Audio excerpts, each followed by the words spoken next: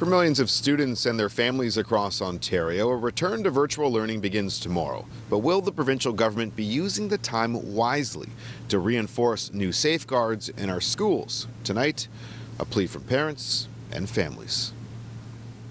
They keep saying that schools should be the last to close, first to open. That's not been the case.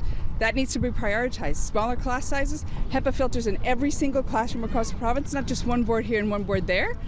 It's either a priority or it's not. And clearly so far it hasn't been. Parents airing out their frustrations about the impending return to virtual learning.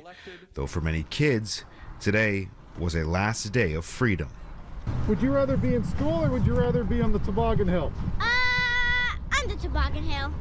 However, tomorrow some students may feel like another school year is going downhill, as they're relegated to at least 2 more weeks of staring into a computer screen as online learning returns.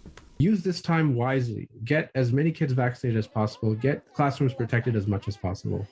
Medical experts are calling, and have been for some time, to reinforce safety measures in our schools. CityNews asked the provincial government this week if they're using this time to increase health and safety measures in our educational institutions. The question was about what's being done over at least the next 2 weeks to reinforce the safety measures in our schools. That question wasn't answered. Those hoping for a straight answer were left disappointed. Today, Toronto's mayor conceded that the largest school board in the country is at the mercy of the Ford government and the steps they may or may not take. To do everything we can as Toronto Public Health and as the City of Toronto to support the school boards and support the provincial government, whatever those assignments may be, and in our case it relates a lot to vaccination efforts and things like that, to make sure that the date that has been set to reopen the schools is met. When it comes to vaccines, Toronto Area Emergency Room Dr. Kashif Prasada believes the province and city should be moving to lower the second dose intervals for kids aged 5 to 11. The Americans are sticking to the 3 to 4 week timeline, and they've had a very safe rollout. I think there's been almost no adverse events in the young population. The Ford government has said it's making N95 masks available to educators across the province. Peel's Public School Board has confirmed to CityNews that they're expecting 560,000 masks by the end of the week to be given to teachers. 600,000 have already arrived at the Toronto board.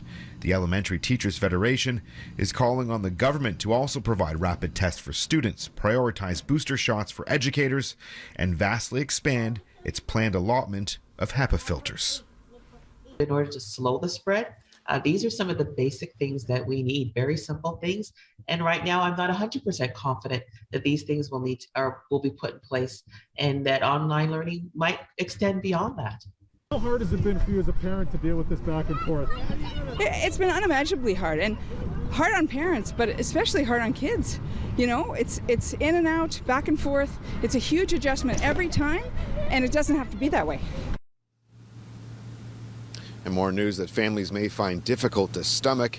The TDSB confirming with CityNews that the Ontario government has told them to begin to look into the implementation of rotating in-person and remote learning days to help spread out the limited number of teachers, with many expected to need time off because of COVID-19.